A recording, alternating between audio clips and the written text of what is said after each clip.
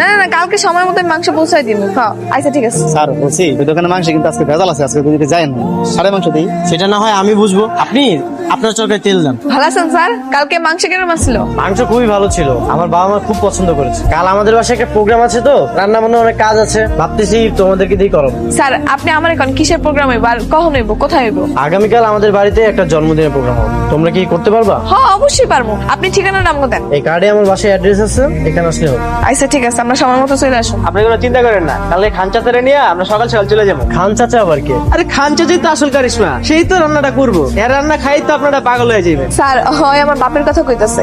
এই যে দোকানটা দেখতেছেন না, এই দোকানটাও আমার বাপের। হ্যাঁ একটু অসুস্থ তো, এর লাগে আর কি 2 দিন ধরে দোকানে আসেন। ঠিক আছে, কালকে তাহলে তোমরা লেট করো না, সকাল সকাল চলে এসো। আচ্ছা ঠিক আছে। এটা মরে কই আনলি রে মা? কোন বারের অর্ডার কাটছিস? কেন আব্বা? এইবারই তো। যাও ভিতরে যাই। এইবারে কাম আমি করতে পারবো না, কেন আব্বা, কি সমস্যা? অনেক সমস্যা। আমি এবারে রান্না করতে পারবো না। আব্বা আমি কথা দিয়ে ফালাইছি না, আর তুমিই তো কইছো কাউরে কথা দিয়ে কথার বর খেলাপ করতে হয় না। এখন তুমি যদি রান্না না করো কি হইব কও তো? হ্যাঁ মান সম্মানটা ডুইবা যাবো না? হ্যাঁ তোমার মেহমান দাওয়াতও দিয়ে ফালাইছে। আপনারা চলে আসেন, আসেন ভিতরে আসেন, এগুলো ভিতরে নিয়ে যাও। আর ছাদে রান্না করার জায়গা করা আছে।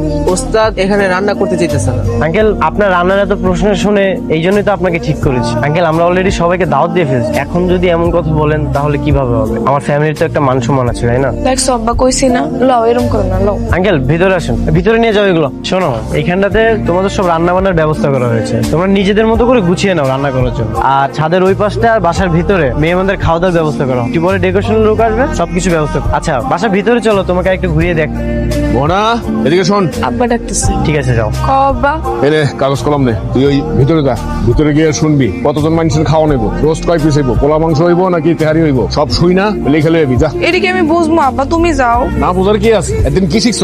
আব্বাই কইলো কি আপনি খাবারের কি কি মেনু হইব আর কতজন লোক হইব সব লিস্ট করে লইতে। ঠিক আছে বাসার ভিতরে চলো, আমি সবকিছু লিস্ট করে দিচ্ছি। লিস্টটা লেগে কার কাছে যাবো? আমার বাবা অথবা মায়ের কাছে বললেই হবে। তাহলে চলেন। আচ্ছা রাখো তো তোমার লিস্ট। এর আগে আমাকে এই কথাটা বলো তো, আমাকে এত আপনি আপনি করে বলো কেন? হ্যাঁ এখন থেকে আর আপনি করে বলা যাবে না। তাইলে কি করবো? নাম ধরে ডাকবে। নাইম ভাইয়া কমো? নাইম ভাইয়া না, নাইম বলে ডাক। আইসা ডাকমু। এখন চলেন না, আমার একটু লিস্টটা করে দেন। এখন এদিকে আসো, মনে বসো। না আমি দাঁড়া থেকে। আরে বসো। টাইম কেউ বাবা ও হচ্ছে মোহনা, গতকাল তোমাকে বললাম না মাংসের দোকান, ক্যাটারিং সার্ভিস, ওটা হচ্ছে ওদেরই দোকান। ও কি হলো মোহনা, বসো। সমস্যা নাই, দাঁড়িয়ে কথা বলুন, কি হয়েছে? ওই আপনি কো মেহমান কয়জন আইব, খাওয়ানোর আইটেম কি কি হইব ওটা লিস্ট নিতে আইছি। রান্না কি তুমি করবে না অন্য কি করবে? না রান্না আমার বাপে করব। উনি কোথায়, ওনাকে পাঠাও। আসলে আমার বাপ একটু অসুস্থ তো, এর লেগে উনি সিঁড়ি ভাইয়ের নামে নেই, আমারে পাঠাইছে। হ্যাঁ সমস্যা নেই, তুমি ওকে বলে দাও। আর ও অনেক এক্সপার্ট, ওর হাতের রান্না খুবই চমৎকার। তুই কি ওর হাতে রান্না খেয়েছিস? হ্যাঁ মানে বাবা, ওর বাবার হাতের রান্না যেহেতু খুবই ভালো, ওর হাতের রান্নাও নিশ্চয়ই খুব ভালো হবে, তাই না? তুমি তোমার বাবার কাছ থেকে রান্না শিখুনি? হ্যাঁ শিখছি। দেখছো বাবা, তোমাকে বললাম না।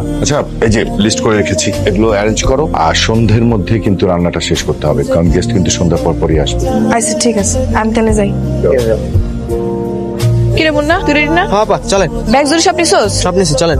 কি ব্যাপার, তোমরা কোথায় যাচ্ছ? ওই তো আমরা যে বাজারগুলো আনছিলাম না, সেগুলাই হইব না, আর কিছু বাজার করো না, এর লেগে বাজারে দিতেছি। ঠিক আছে তাহলে কাজ করো, তুমি আমার বাইকে ওঠো, আমি তোমাকে নিয়ে যাচ্ছি, তাহলে তাড়াতাড়ি হবে। 3 জন জন যাবো। তোমাকে কে যেতে বলেছে? তুমি থাকো, আমি আর মোহনা গিয়ে বাজার করে নিয়ে আসি। গেলাম।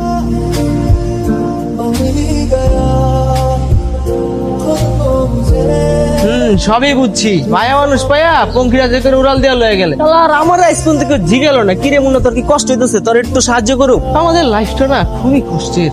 আচ্ছা আপনি তাহলে এনে খারান, আমি বাজারগুলো করে নিয়ে আসি। আবারও আমাকে আপনি করে বলতেছো? বললাম না আপনি করে বলা যাবে না। আচ্ছা ঠিক আছে আর কমো না, কিন্তু আমার অনেক খারাপ লাগতেছে। কেন? আজকে আপনার জন্মদিন আর আপনি আমার লাগে এত কষ্ট করতে আইছেন। কষ্ট? কি এমন কষ্ট করলাম? আমার তো আরো ভালোই লাগতেছে। আচ্ছা এই ঝুড়িটা আমার কাছে দাও, আর কি কি লাগবে আমি তোমাকে হেল্প করতেছি। দাও মামা, মশলা দেন তো। কয় কেজি দেবো? দেন 10-20 কেজি দেন। আরে পাগল নাকি তুমি? এত মশলা দিয়ে কি গোসল করবা? গোসল করবো কেন, মশলা লাগবে না? অত লাগবে। তাহলে কত কেজি লাগবে? 1 কেজি হইলে হইব। আচ্ছা মামা তাহলে 1 কেজি দেন। আরে খারাপ, আগে দামটা জিগাই। চাচা কেজি কত করে মশলার? 400 টাকা কেজি। কি কর, কারণ বাজার তো 200 টাকা করে বিক্রি করে, আপনি এত বেশি বিক্রি করেন কি লেগা? নিমই না। হ্যাঁ নেক না, সমস্যা নাই তো, ওনাদের লাভ করতে হবে না। আজব মানুষ তো তুমি, এর লাগে এত বেশি লাভ করবো? চাচা আপনি কি 200 করে দিবেন, নাইলে অন্য দোকানে যাব? আচ্ছা দেন 200 টাকায় দিয়ে। আমার মনে হয় কি জানো, লোকটা ঠুক। আরে ঠকে নাই, দোকানদাররা সবসময় এরকম দাম বাড়ায় বাড়ায় কয়, পরে ঝাড়ি মারলে দাম কমায়। তাহলে আরেকটা ঝাড়ি দিত, ফ্রিতে দিয়ে দিত। আমি শুনছি বড় লোকেরা নাকি মাথা মোটা হয়, এখন দেখতেছি তুমি সত্যি সত্যি মাথা মোটা, বুঝো না কিছুই। চলো। আসসালামু আলাইকুম আঙ্কেল। ওয়ালাইকুম আসসালাম, কেমন আছো তুমি? যাও ছাদে যাও। এই তো নাইম চলে আসছে, দেখেছো? নাইম, এসব সবজি টবজি তোর মাথায় কেন? ক্যাটারিং এর ব্যবসা শুরু করলি নাকি? না মানে বাবা, মেয়ে মানুষ তো দুইটা জিনিস তো আর একসাথে নিতে পারবে না, এই জন্য আমি একটু হেল্প করতেছি। তুই হেল্প করবি কেন? ওদের লোকজন নেই নেওয়ার জন্য? না মানে ছি ছি ছি ছি, ছি, তোর অধপতন দেখে আমি সত্যি অবাক হচ্ছি। যা ইচ্ছে তাই করে বেড়াচ্ছিস। পাগলের জন্য আপনি এগুলো রাইখা দেন, মুন্না এসে সব নিয়ে যাবে। যাবে তাহলে যাও। শোনো, তোমার ছেলের মতিগতি আমার কিন্তু ভালো লাগছে না। চোখে চোখে রাখবা। আচ্ছা ঠিক আছে, রাগ চোখে মাথা ঠান্ডা করো না। সারাক্ষণ খালি চিল্লাচিল্লি, আসার লাগে শুধু শুধু বকাবকি করছে। কিরে কই তোরা? এতক্ষণ লাগে তোদের আসতে? এদিকে নাইম কি কাণ্ড করেছে জানিস? তাড়াতাড়ি আয়। আচ্ছা রাখ, নাইম এসেছে। আরে ওয়েলকাম ওয়েলকাম রোমিও। সুন্দরী মেয়ে পেয়ে সেই সকাল থেকে বন্ধুদেরকে ভুলে আছিস। আচ্ছা শোন, এটা কষাই ঘরে হলেও এটা দেখতে খুব সুন্দর। তা অবশ্য তুই ঠিক বলেছিস। তা কি ভাবছিস, প্রপোজ করবি না? আরে না, আরে কেন করবি না? আজকাল এরকম সুন্দরী মেয়ে পাওয়া যায় নাকি? নাহলে আমি গিয়ে মেয়েটাকে করি। এখন তো আর প্রেম করা ছাড়া কোনো গতি নেই। শোন, সময় থাকতে থাকতে মেয়েটাকে গিয়ে প্রপোজ করে, তাহলে দেখবে আরেকটা ছেলে এসে ভেগে নিয়ে চলে গেছে। তুই বলছিস আমি প্রপোজ করবো? ঠিক আছে। কি ব্যাপার, কোনো সমস্যা নাই তো? আচ্ছা, উনি এই গরমের মধ্যে গামছা পেঁচিয়ে আছেন কেন? আমগো খানচা একটু অসুস্থ লিগা। ও আচ্ছা, আমার ছেলেটাকে দেখে না, তোমাদের টিমের ওই মেয়েটা কোথায়? মোহনাপা আবার তো ওই যে ওই সাইডে পেস্ট আছে। আচ্ছা ঠিক আছে, দ্রুত রান্না শেষ করো। কি ব্যাপার, তোমার কি হয়েছে, কাঁদছো কেন? তুমি আইসা 2 মিনিট পেঁয়াজটি কাটো, দেখবা তুমিও কাঁদবা। ও আচ্ছা, এই ব্যাপার, বুঝতে পেরে। পেঁয়াজের ঝাঁজ, তাই না? আচ্ছা তোমার জন্মদিন কবে? গরিবের আবার জন্মদিন আছে, ওইবনি কোনো এক মাসে। হ্যাঁ, এভাবে বলছো কেন? এই পৃথিবীতে ধনী আর গরিব বলতে কিছু আছে? আচ্ছা আমার না একটা কথা ছিল। কও। আমি তোমাকে ভালোবেসে ফেলেছি। এটা তুমি কি কইতেছো? আমি ঠিকই বলছি। না, এটা হয় না। কেন হয় না? তুমি রাজি থাকলে সবই সম্ভব। তোমার লাগে আমার পরিচয় মাত্র 2 দিনের, এসব আবেগের বয়সে তুমি কি কইতেছো? আবেগ কাইটটা গেলে বাস্তবতা সামনে আইবো। আর তোমার মতো পরিবারের ছেলের সাথে আমার মতো কসাইয়ের মেয়ের কখনোই যায় না। দেখো মোহনা, এখন এসব নাটক সিনেমার ডায়লগ আমাকে, আমিও মানুষ, তুমিও একজন মানুষ, এভাবে বিষয়টা ভেবে দেখো না। আর আমার বাবা মাকে রাজি করানোর দায়িত্বটা শুধু আমার, তুমি আমাকে না করো প্লিজ। না না, এটা সম্ভব না।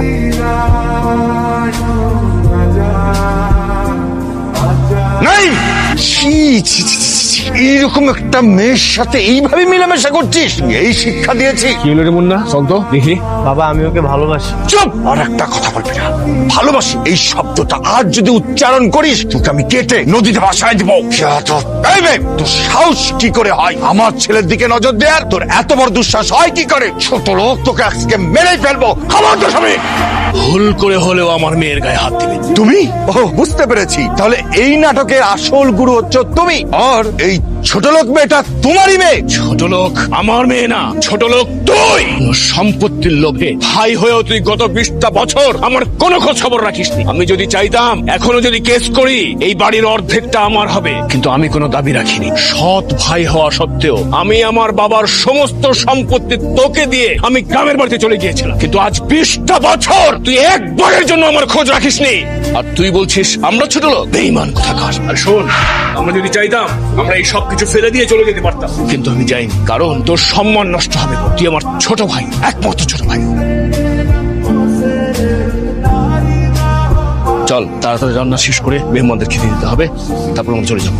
স্যার আসেন, এই যে খান সাহেব। আপনি খান সাহেব? হ্যাঁ, কোনো সমস্যা? আপনি কি জিএম তেহারিয়ান রেস্টুরেন্টে কি খাবার আপনি সাপ্লাই দেন? হ্যাঁ আমি দেই, কি হয়েছে? পাতেন আপনার নামে থানায় জিডি করেছে, আপনাকে আমার সাথে যেতে হবে। এই আসুন। আপনি আমার নামে জিডি করেছে? আমার অপরাধ? আপনি গরুর মাংসের সাথে কুকুরের মাংস সাপ্লাই করেন, এত বড় সাহস আপনার? অসম্ভব, তোমার পাপ কাজ আমি কোনোদিনই করতে পারি না। স্যার, আমি বাতেন কষাই নিজে সাক্ষী, উনি এই কাজ করছে। দেখছি না? সত্য মিথ্যা থানায় গিয়ে যাচাই হবে। এখন আপনি আমাদের সাথে চলুন, আসুন আসুন। দাঁড়ান অফিসার, আমার ভাই আর যাই করুক, এই জঘন্য কাজ কখনোই করতে পারে না। স্যার উনি আপনার ভাই? জি, আমার আপন বড় ভাই। স্যার আপনার ভাইয়ের বিরুদ্ধে বাতেন অভিযোগ করেছে যে উনি ভেজাল খাবার সাপ্লাই দিচ্ছে, কারণ ওনাকে আমরা নিয়ে দিতে। যে মানুষটা বিনা স্বার্থে কোটি টাকার বাড়ি ছেড়ে দিতে পারে,